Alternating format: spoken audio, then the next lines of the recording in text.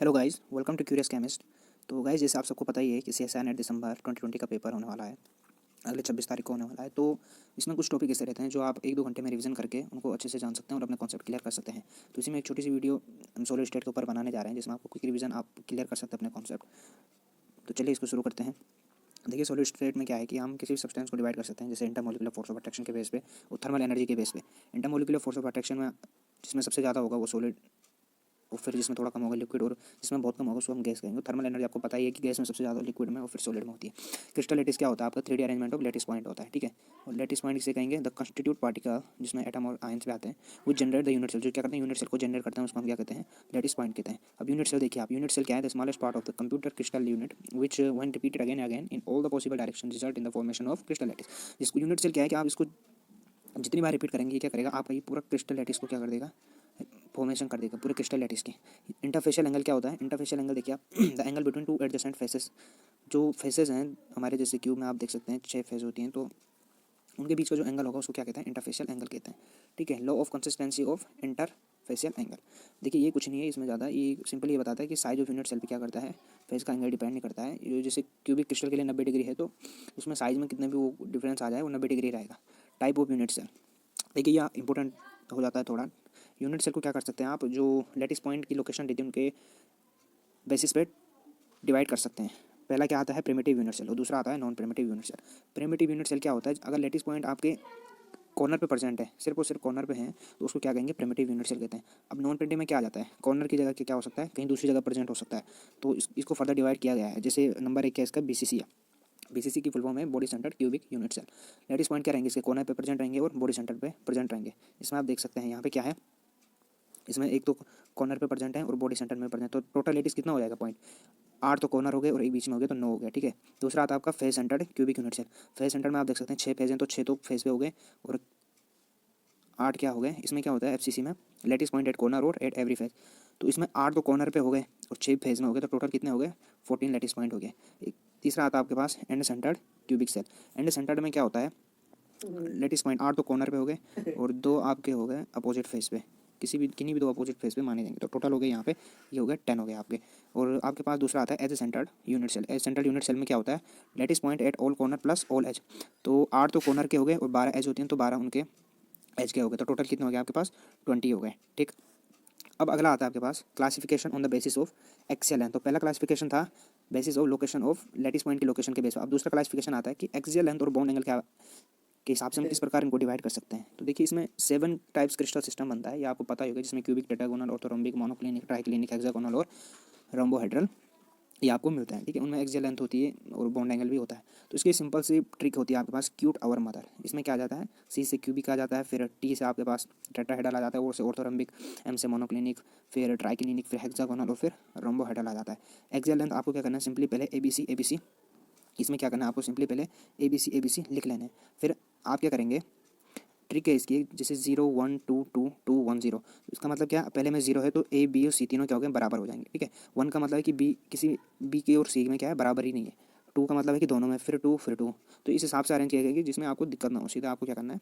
ये ट्रिक याद रखनी है, आप नोट कर देंगे। इसमें एंगल भी देख सकते हैं आप, अल्फा बीटा गामा शुरू के तीनों में क्या है? 90 डिग्री है, बाद में इस हिसाब से आप क्या कर सकते हैं? इसको याद कर सकते हैं, ठीक है।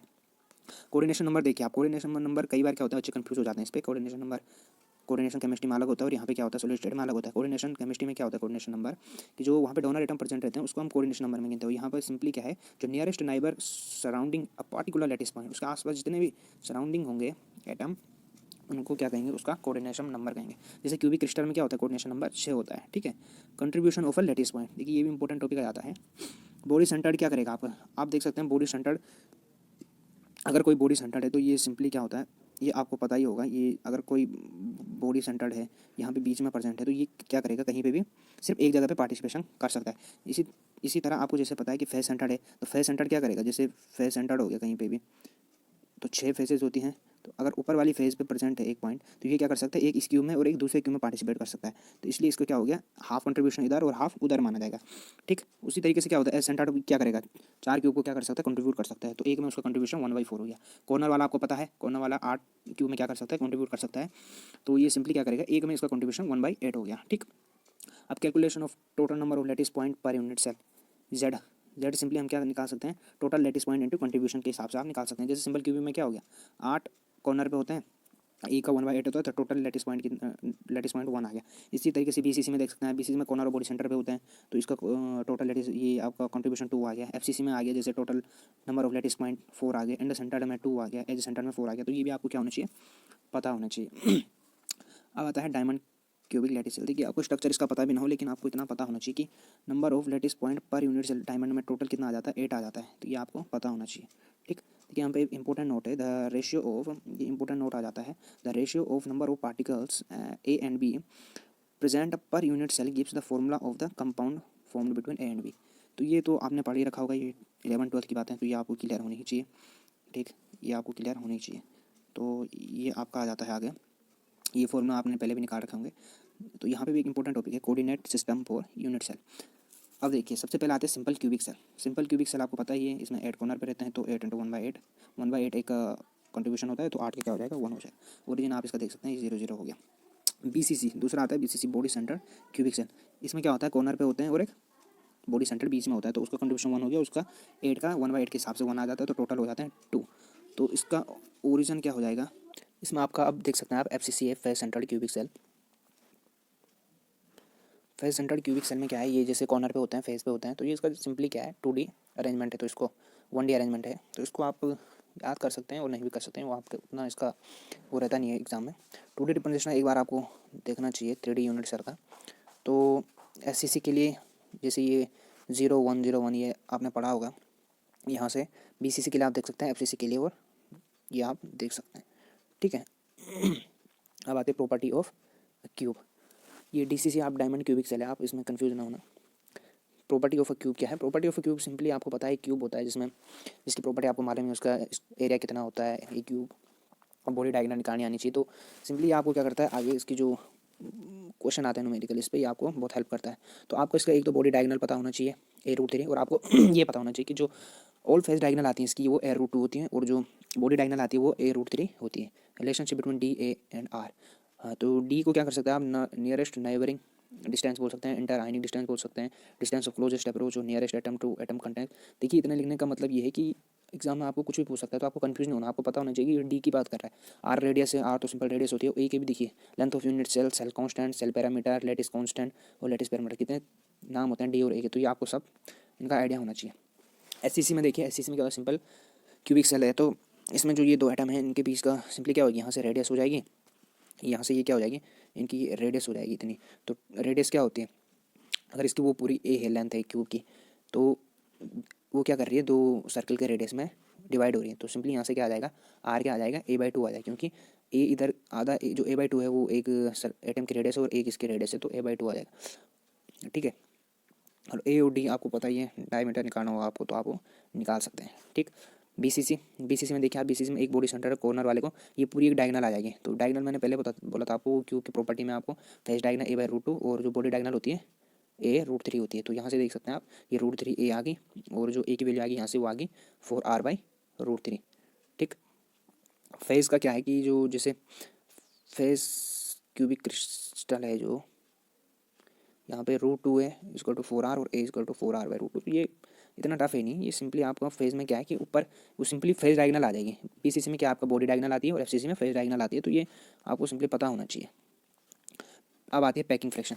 देखिए अगर आपको पैकिंग फ्रैक्शन का उतना मालूम भी नहीं है, तो आपको सिंपली ये फॉर्मूला तो पता ही होगा कि जो डेंसिटी होती है वो आपने, पैकिंग फ्रैक्शन वो लिखा ही हमने, number of lattice point volume of occupied by 1 lattice point. तो वॉल्यूम आपको पता ही है एटम का वो कितना आता है, 4/3πr³, तो उसको परसेंटेज में 100 से मल्टीप्लाई ये कर सकते हैं, मल्टीप्लाई कर सकते हैं। तो एससीसी के लिए वो कितना आ जाता है, 52.3% आता है, और बीसीसी के लिए 70%, और एफसीसी के लिए 74%।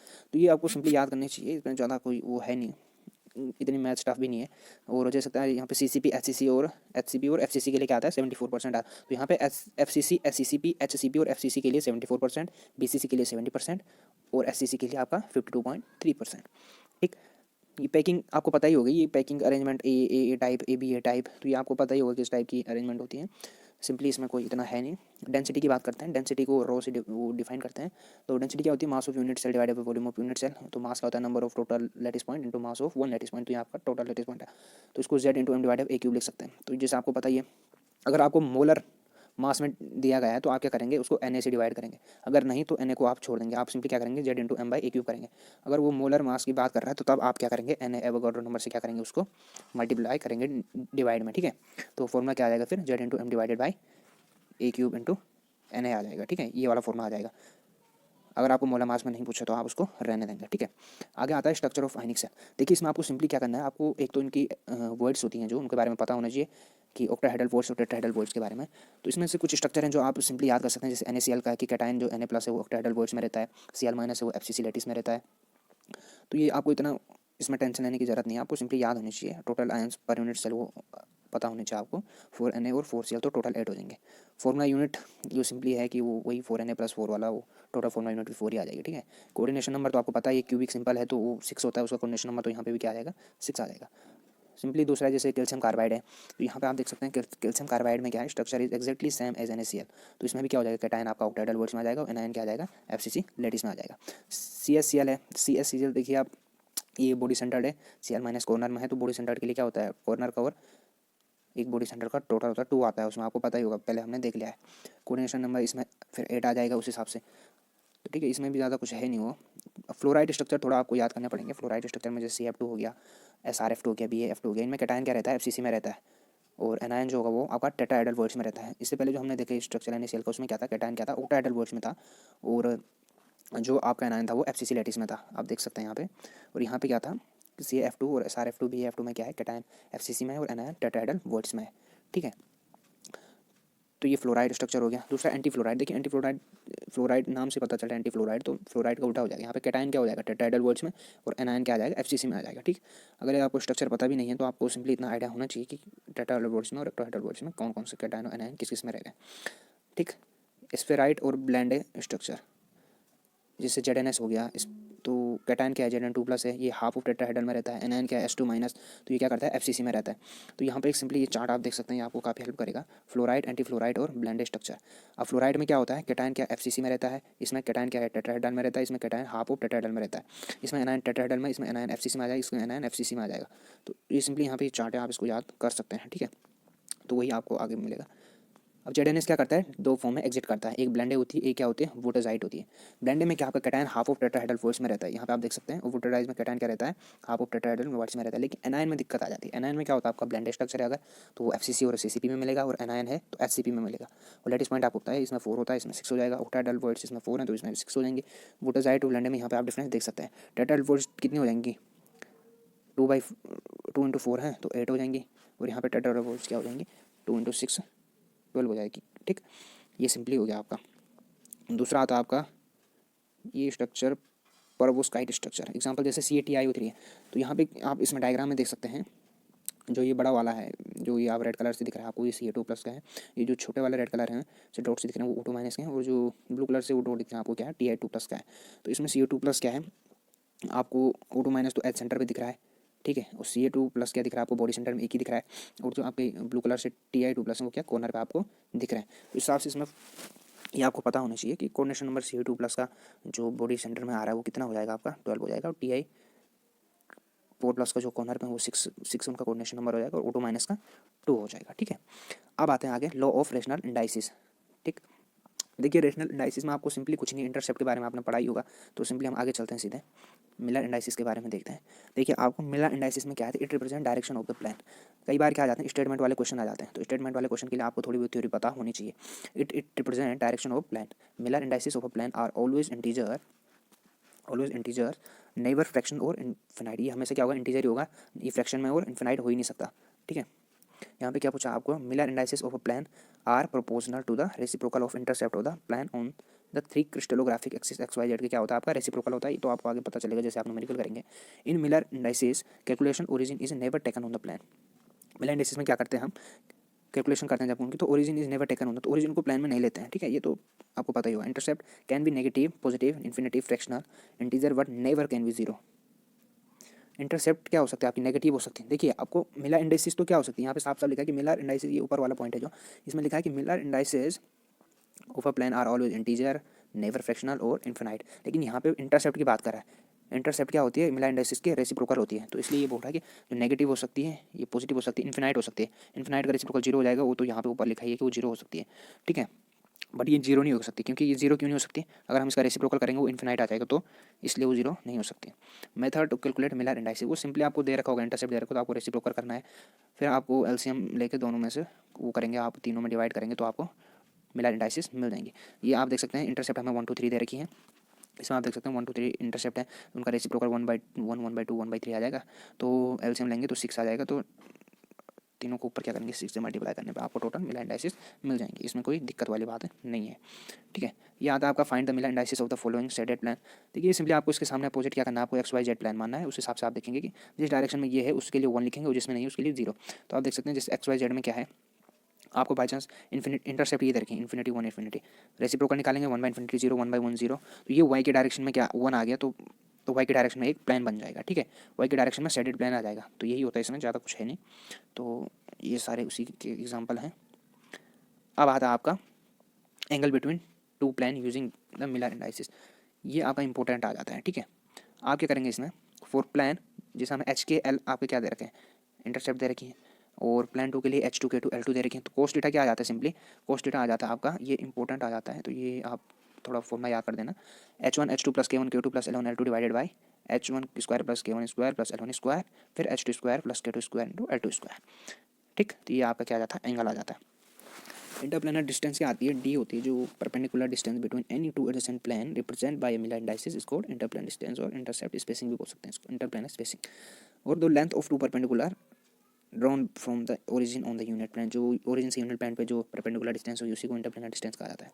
ऑर्थोरोम्बिक स्ट्रक्चर में क्या होता है, ए बी और सी तीनों अलग अलग होते हैं, तो 1/d स्क्वायर में आपको H square plus divided by square plus K square by B square plus L square by C square लिखना पड़ेगा। और टेट्रागोनल में क्या होता है, टेट्रागोनल आपको पता ही है, ए और बी बराबर होते हैं, उसी बराबर नहीं होता है, तो सिंपली क्या कर देंगे ऊपर वाले फॉर्मूले में क्या कर देंगे, ए और बी की दोनों को ए ले लेंगे और सी को अलग रखेंगे, तो ये फॉर्मूला आपके पास, ये वाला फॉर्मूला आपके पास आ जाता है, ठीक है।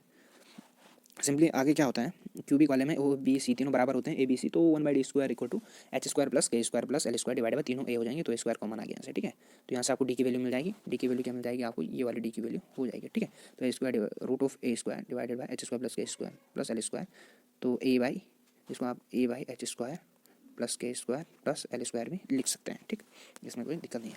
ब्रेक इक्वेशन आपको पता ही है, वो उसका सिंपली फॉर्मूला होता है lambda equal to 2d sin theta, और कंडीशन आपको पता है, कंस्ट्रक्टिव इंटरफेक्स के लिए क्या लैम्डा लेते हैं और डिस्ट्रक्टिव के लिए n लैम्डा बाई 2 आता है, तो सिंपल सी बात है, वो दोनों को इस हिसाब से फॉर्मूले में पुट कर सकते हैं, वो आपको क्वेश्चन में दिया होगा।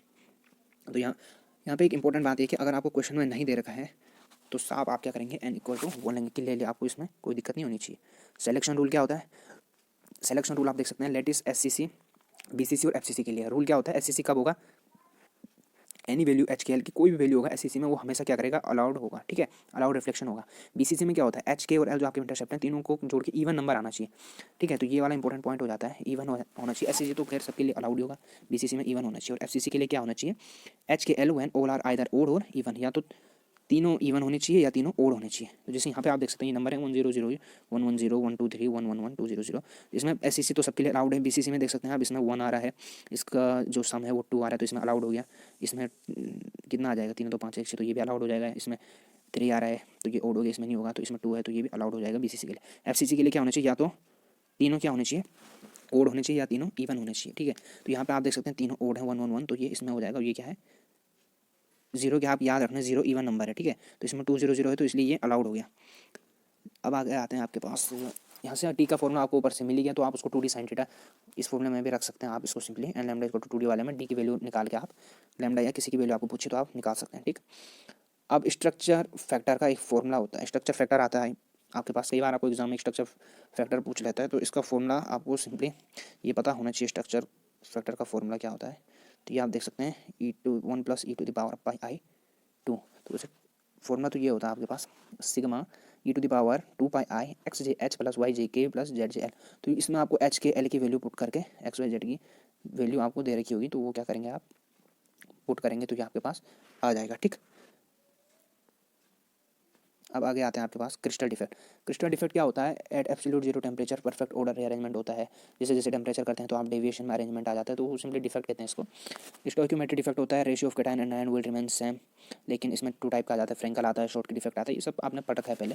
फ्रेंकल में क्या होता है आपका सिंपली इंटरस्टिशियल होता है, वही डिफेक्ट होता है।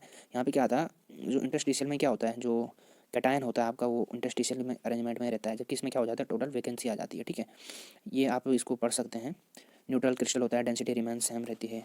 ये आपके हो गया ionic solid of low coordination number and low difference in cation and anion size undergo Frenkel defect, जैसे एजीवीआर आप याद रखना, एजीवीआर दोनों में आता है। न्यूट्रल चार्ज हो गया, इसमें शॉर्ट की में आपका डेंसिटी डिक्रीज होगी, हाई कोऑर्डिनेशन नंबर और स्मॉल डिफरेंस इन साइज होना चाहिए एनायन और कैटायन। एग्जांपल जैसे NaCl हो गया, CaCl हो गया, KBr एजीवीआर, देखिए यहाँ पे भी आ गया एजीवीआर। ठीक है, दूसरा आता है आपके पास non stoichiometric defect. Non stoichiometric defect क्या होता है? मेटल एक्सेस डिफेक्ट होता है ड्यू टू एक्स्ट्रा कैटायन, और एक होता है metal excess defected due to absence of anion. देखिए 2 तरीके से हो सकता है ये। पहले क्या हो सकता है कि एनायन क्या आ जाए, कैटायन ज़्यादा हो जाए, तो यहाँ पे क्या हो जाएगा, ये वाला हो जाएगा मेटल एक्सेस डिफेक्ट है। अगर आपके पास एनायन कम हो जाए तो अपने आप कैटायन बढ़ जाएंगे, तो ये वाला क्या हो जाएगा, ये भी मेटल एक्सेस हो जाए, लेकिन ये एनायन के एब्सेंस की वजह से होता है, इसका नाम क्या है, due to absence of anion. इसमें क्या आपका excess of Na plus are is deposited at the surface of Na plus crystal and due to electronegative electrostatic force of attraction some Cl minus comes out of the lattice and create vacancy. This vacancy is occupied by the electron liberated from the sodium and is called F center. तो यहाँ से आपको F center की definition भी पता चल जाएगी। ये आप ये क्वेश्चन देख सकते हैं, ये कुछ खास है इन क्वेश्चन, इसमें सिंपली पूछा गया था आपको the composition of a sample is iron, तो कंपोजिशन आपको पता ही है वो कैसे निकालते हैं, यहाँ पे सिंपली दिया गया है, इसको आप देख सकते हैं। ठीक, इलेक्ट्रॉनिक डिफेक्ट। इलेक्ट्रॉनिक डिफेक्ट में क्या आता है, इम्प्योरिटी डिफेक्ट होता है, जैसे इनायनिक सॉलिड इनकोवेलेंट में, तो ये semiconductor N type E type, ये सब आपको हल्का आइडिया इनका होना चाहिए। तो सिंपली हम इसको आगे देखते हैं। डोपिंग आपको पता है, डोपिंग क्या होती है, एडिंग इम्प्योरिटी फ्रॉम आउटसाइड, तो ये डोपिंग कहलाती है। यहाँ पे आप देख सकते हैं ये इम्प्योरिटी करने पे क्या होती है, डोपिंग हो जाती है। पी टाइप आपको पता है, पी टाइप क्या होता है, doping of group 14 with group 13 element, तो इसको पी टाइप में होता है। फॉर एग्जांपल जैसे B+Si हो गया आपके पास, बोरोन और सिलिकॉन का हो गया। एन टाइप क्या होता है, doping of group 14 with group 15, अगर 13 के साथ हो रही तो पी टाइप और 15 के साथ हो रही तो एन टाइप, जैसे सिलिकॉन और फॉस्फोरस का हो रहा है। ठीक है, बैंड थ्योरी तो आपने पढ़ी सी होगी सबने, बैंड थ्योरी क्या होती है, बैंड थ्योरी सिंपली क्या होती है, पैकेट ऑफ एनर्जी लेवल जो होते हैं इनके बीच का जो डिफरेंस होता है उसके हिसाब से हम क्या कर सकते हैं, इसको डिवाइड करते हैं, N type P type. Semiconductor में वो बैंड, सेमीकंडक्टर इंसुलेटर हो गया आपके पास, तो ये कंडक्टर, इनको क्या कर सकते हैं, बैंड थ्योरी के हिसाब से डिवाइड कर सकते हैं। तो ये सिंपली आप पढ़ सकते हैं इनको, अगर आपको डिटेल में पढ़ना है।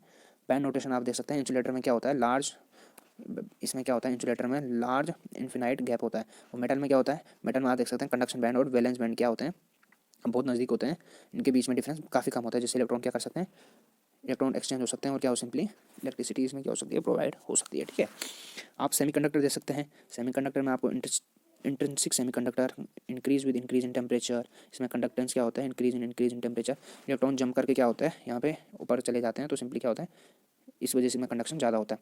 एन टाइप में आप देख सकते हैं, एन टाइप में क्या होता है आपके पास, एन टाइप में यहाँ पे आप देख सकते हैं जो डोनर बैंड है, डोनर बैंड क्या कंडक्शन बैंड के बहुत नज़दीक है, तो इस वजह से एन टाइप में क्या होती है, इलेक्ट्रिसिटी वो सेमीकंडक्टर में ये कंडक्शन का काम करता है। और पी टाइप में आप देख सकते हैं यहाँ पे एक्सेप्टर बैंड है, बैलेंस बॉन्ड के नज़दीक एक्सेप्टर बैंड है, तो ये क्या करते हैं, यहाँ से इलेक्ट्रॉन एक्सेप्टर बैंड में जाते हैं, हालांकि बैलेंस बॉन्ड में इलेक्ट्रॉन रहेंगे लेकिन कुछ क्या हो जाएंगे, एक्सेप्टर बॉन्ड में चले जाएंगे। ठीक है, अगर आपको फर्मी एनर्जी का वो कैलकुलेट करनी है तो आप फर्मी एनर्जी भी कैलकुलेट कर सकते हैं। ये आपके पास फॉर्मूला है, EF is equal to EV plus, ये EV क्या है आपके पास, EV आपका पता है बैलेंस, ये हो गया यहाँ से बैलेंस बैंड का क्या है, एनर्जी प्लस कंडक्शन बैंड की डिवाइडेड बाई 2 प्लस 3/4 KBT के क्या है, बोल्ट्जमैन कांस्टेंट है 1.38 इंटू 10⁻⁻23 हो गया, log N note by NC हो गया सिंपली। ठीक है, पी टाइप सेमीकंडक्टर लेवल। ठीक है, तो टेम्परेचर का इफेक्ट देख सकते हैं आप, इंटरेस्ट जो इंट्रिंसिक वाला है इसमें क्या है, अगर टेम्परेचर इंक्रीज़ करते हैं तो EF की वैल्यू इंक्रीज़ होगी, एन टाइप में आप टेम्परेचर इंक्रीज करते हैं इसमें डिक्रीज़ होगी। पी टाइप में क्या हो सकता है, पी टाइप में क्या होगा, आप टेम्परेचर इंक्रीज़ करें तो EF की वैल्यू इंक्रीज़ हो रही है। यहाँ पे रीज़न भी है कि इलेक्ट्रॉन क्या करेंगे, बैलेंस बॉन्ड से एक्सेप्टर बैंड में आ जाएंगे, बैलेंस बैंड से एक्सेप्टर बैंड में आते हैं, और फिर क्या होता है, फिर भी कुछ इलेक्ट्रॉन बैलेंस बैंड में रहते हैं, तो इसमें क्या हो जाता है, टेम्परेचर की वजह से EF की वैल्यू भी क्या कर सकती है, फर्मी एनर्जी लेवल की वैल्यू इंक्रीज़ करते हैं। तो ये था आपका सिंपली सॉलिड स्टेट का एक क्विक रिविजन। अगर आपको अच्छा लगे तो लाइक शेयर करें, सब्सक्राइब करें, ताकि इस प्रकार की और भी वीडियो आपको क्या सकें टाइम पे मिलते रहें। Thank you.